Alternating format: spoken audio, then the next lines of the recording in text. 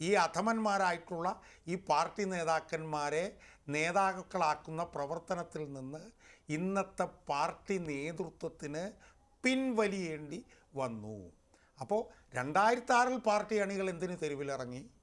2024 party അണികൾ എന്തിന് തെരുവിലിറങ്ങി?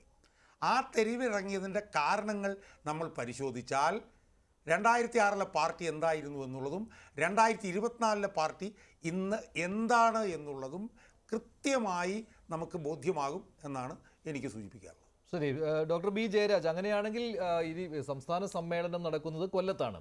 അതുകൊണ്ട് തന്നെയാണ് പാർട്ടി സെക്രട്ടറി പാഞ്ഞെത്തിയതും ഏരിയ സമ്മേളനത്തിൻ്റെ നടത്തിപ്പിന് വേണ്ടി നിലവിലുള്ള ഏരിയ കമ്മിറ്റി പിരിച്ചുവിട്ടുകൊണ്ട് അഡ്ഹോക് കമ്മിറ്റി രൂപീകരിച്ചതും. അപ്പോൾ അതിൻ്റെ എത്രമാത്രം ഗൗരവമുള്ളതാണ് എന്ന് സംസ്ഥാന നേതൃത്വത്തിന് ബോധ്യപ്പെട്ടിരിക്കുകയാണ്. മുൻ സമയങ്ങളിലെ വിഭാഗീയത പോലെ അല്ല ഇത്. തെരുവിലേക്ക് ഏത് സമയവും ഇറങ്ങാൻ തയ്യാറായി നിൽക്കുന്ന പാർട്ടി അണികളാണ് ഉള്ളത്. അതുകൊണ്ടാണല്ലോ ലോക്കൽ സമ്മേളന സമയത്ത് പോലും അത് പ്രകടമായത്.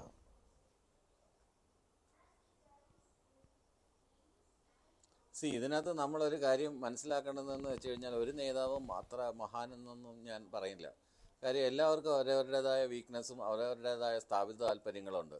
ഇപ്പോൾ ചില ആളുകൾ പറയും, ഇപ്പോൾ VS ഇപ്പം പൊതുരംഗത്ത് ഇല്ലാത്ത കാരണം VS ആയിരുന്നു കേരളത്തിലെ കമ്മ്യൂണിസ്റ്റ് പാർട്ടിയിലെ ഏറ്റവും വലിയ നേതാവെന്ന് പറഞ്ഞാൽ എനിക്ക് അംഗീകരിക്കാനൊന്നും പറ്റില്ല. കാരണം VS അച്യുതാനന്ദനൊന്നും അല്ല. അതിനേക്കാളൊക്കെ എത്രയോ പ്രഗത്ഭരും പ്രതിഭാശാലികളുമായിട്ടുള്ള നേതാക്കന്മാരെ കണ്ടിട്ടുള്ളതാണ്. നേതാക്കന്മാരെ ഒരാളെ എടുത്തു പറഞ്ഞിട്ട് അതിനുശേഷം പ്രളയം എന്നൊക്കെ പറയുന്നതിനോട് എനിക്കതിനെ ആ രീതിയിൽ എന്ത് ബോധത്തിലാണ് അങ്ങനെ സംസാരിക്കുന്നതെന്നൊന്നും എനിക്ക് മനസ്സിലാവുന്നില്ല. VS അനിഷേധ്യനായ നേതാവായിരുന്ന ഒരു കാലത്ത് VSൻ്റെ ഒരു പരിധി കഴിഞ്ഞപ്പോൾ VS പാർട്ടിയിൽ നിന്ന് ഒഴിവായി. VS ചെയ്തിട്ടുള്ള പ്രവർത്തികളൊന്നും അത്ര പുണ്യപ്രവർത്തികളൊന്നും ആയിരുന്നില്ല ചെയ്തത്. ഈ നിഷ്കരണം, ഈ വെട്ടിനിരത്തലും പാലക്കാടൻ തീക്കാറ്റും ഒക്കെ ഓർമ്മയുള്ളവർക്ക് അത് കൃത്യമായിട്ട് അറിയാം.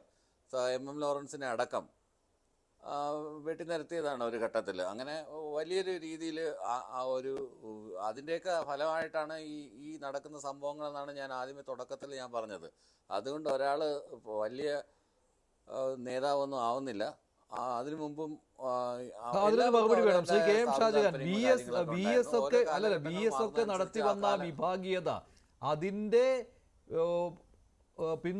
പിന്തുടർച്ചക്കാർ എന്ന രീതിയിൽ ഇപ്പോഴത്തെ വിഭാഗീയത കാണാമെന്നുള്ള രീതിയിലാണ് അദ്ദേഹം പറയുന്നത്. അതൊക്കെ വെറും അസംബന്ധങ്ങളാണ്. നമ്മളത് കണ്ണിൽ നേരിട്ട് കണ്ടുകൊണ്ടിരിക്കുകയാണല്ലോ. PS അച്യുതാനന്ദൻ ചെയ്തത് എന്താണെന്നുള്ളത് ഇവിടെ പാർട്ടി അണികൾ കണ്ടിട്ടുള്ളതാണ്. PS അച്യുതാനന്ദൻ എന്ത് ചെയ്തു എന്നുള്ളത് കൊണ്ടാണല്ലോ 2006 PS അച്യുതാനന്ദന് വേണ്ടി 16 പാർട്ടി അണികൾ റോഡിലിറങ്ങി പോളിറ്റ് ബ്യൂറോയ്ക്ക് തന്നെ മാറ്റി VSനെ പിന്നെ മത്സരിപ്പിക്കാൻ. അല്ല, ഞാനൊന്ന് പറഞ്ഞോട്ടെ. അപ്പൊ അതുകൊണ്ട് അല്ല നേതാവ് വാഴ്ത്തിപ്പാടല് അതിന് പ്രത്യേക ചില PR ഏജൻസികളും പ്രത്യേക ചില വക്താക്കളും പ്രത്യേക ചില ആളുകളുണ്ട്. അവരാരും പാർട്ടിക്കാരൊന്നും ആയിരുന്നില്ല. ഈ ഓട്ടോറിക്ഷ തൊഴിലാളികളും ഇറങ്ങി ഫ്ലക്സ് വെച്ചിരുന്നവരൊന്നും പാർട്ടിക്കാരൊന്നും ആയിരുന്നില്ല. താങ്കൾ ഈ PR എന്ന് ഉദ്ദേശിക്കുന്ന മഞ്ജുഷേ, ഞാൻ പറഞ്ഞതും ആളുകൾ കേൾക്കുന്നുണ്ട്. ഇവിടെ ഒരാൾ ഇരുന്നു കൊണ്ട് പറയുന്നതും ആളുകൾ കേൾക്കുന്നുണ്ട്. അത് അവർ തീരുമാനിച്ചോളട്ടെ. ഈ പറയുന്ന ആള് ജനങ്ങൾ കേൾക്കുമ്പോൾ എത്ര ചെറുതായി പോകുന്നുണ്ടെന്നുള്ളത് കേൾക്കുന്നവർ മനസ്സിലാക്കിക്കൊള്ളട്ടെ. എനിക്കിപ്പോൾ തർക്കിക്കാൻ വയ്യ, കാരണം എനിക്ക് ഇത്തിരി തൊണ്ടയ്ക്ക് ഇത്തിരി ബുദ്ധിമുട്ടുണ്ട്. അതുകൊണ്ട് ഞാൻ ചെയ്യുന്നില്ല. എന്തായാലും VS അച്യുതാനന്ദനെ 2006 മുഖ്യമന്ത്രി മത്സരിപ്പിക്കാൻ വേണ്ടി ഇറങ്ങിയിട്ടുള്ളത് പാർട്ടി അണികളാണ് എന്നുള്ളത് ജനങ്ങൾക്കറിയാം. പിന്നെ VS അച്യുതാനന്ദനോട് കലിപ്പ് ഉള്ള ആളുകൾ അതിനൊന്ന് പറഞ്ഞ് ചൊറിഞ്ഞ് ആ ബുദ്ധിമുട്ട് തീർത്തോട്ടെ. ഞാൻ അതിലേക്ക് വരുന്നില്ല. അത് VS അച്യുതാനന്ദനെ ചൊറിയുന്നത് കൊണ്ട് ചിലർക്ക് ഇച്ചിരി സുഖം കിട്ടുമെങ്കിൽ അവർക്ക് കിട്ടിക്കോട്ടെ. എനിക്ക് തോന്നുന്നു ഡോക്ടർ ബി ജയരാജ് PR എന്ന് ഉദ്ദേശിച്ചത് KM ഷാജഹാനെയാണോ താങ്കൾ? അങ്ങനെയാണെങ്കിൽ അതെനിക്ക് വലിയൊരു കോംപ്ലിമെന്റ് ആയിട്ട് ഞാനത് കാണുന്നു. പിന്നെ VS അച്യുതാനന്ദനെ ചൊറിയുന്നത് കൊണ്ട് ചില പുത്തൻകൂറ്റ് CPM-കാർക്ക് കുറച്ച് സുഖം ചൊറിയുമ്പോൾ നമുക്കൊക്കെ ശരീരം ചൊറിയുമ്പോൾ ഒരു സുഖം കിട്ടുമല്ലോ. ആ സുഖം ചില പുത്തൻകൂറ്റ് CPM നേതാക്കന്മാർക്ക് കിട്ടുന്നുണ്ടെങ്കിൽ അത് കിട്ടിക്കൊള്ളട്ടെ. ഇവരൊക്കെ ഇപ്പോഴല്ലേ ഇവിടെ വന്ന് സംസാരിച്ച ആള് ഏതാണ്ട് MM ലോറൻസിന്റെ ലെവലിലും എന്തോ രവീന്ദ്രനാഥിന്റെ ലെവലിലും ഒക്കെ തന്നെ പ്രതിഷ്ഠിക്കുന്ന ഏതോ ഒരു പുത്തൻകൂറ്റുകാരൻ ഇവിടെ വന്നിട്ട് എന്തൊക്കെയോ വിളിച്ചു പറയുകയാണ്.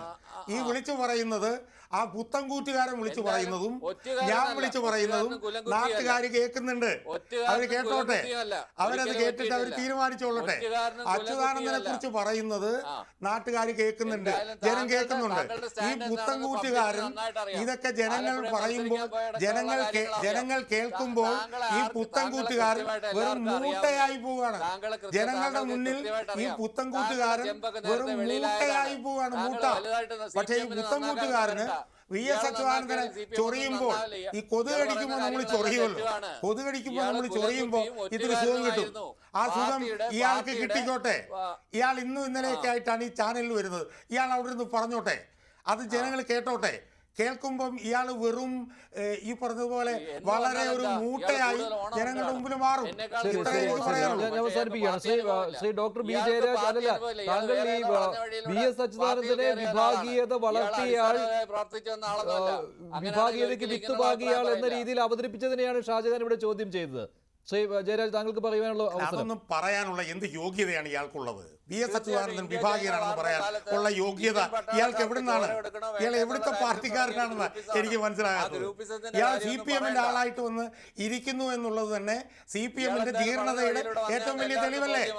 ഏറ്റവും വലിയ തെളിവാണല്ലേ ഇയാൾ ഇവിടെ വന്നിരിക്കുന്നത്? ഇയാളെ AK സെന്ററിൽ നിന്ന് വിട്ടതാണോ? AK സെന്ററിൽ നിന്നാണോ ഇയാളെ ഇവിടെ വിളിച്ചിരുത്തിയിരിക്കുന്നത്? AK സെന്ററിൽ നിന്ന് ഇയാളെ വിളിച്ചിവിടെ ഇരുത്തുവോ? ഇയാളൊക്കെ വന്ന് ഇരിക്കുന്നു എന്നുള്ളത് തന്നെ CPM ഏറ്റവും ജീർണിച്ചതിന്റെ ഏറ്റവും വലിയ തെളിവല്ലേ? ഇയാൾ ആരാണ്? ഈ ജയരാജൻ എന്ന് പറഞ്ഞാൽ ആരാണ്? ഇയാൾ CPM ആണോ? ഇയാൾ എങ്ങനെയാണ് CPM-നെ പ്രതികരിക്കുന്നത്? ഇയാളെ AK സെന്ററിൽ നിന്ന് വിട്ടതാണോ?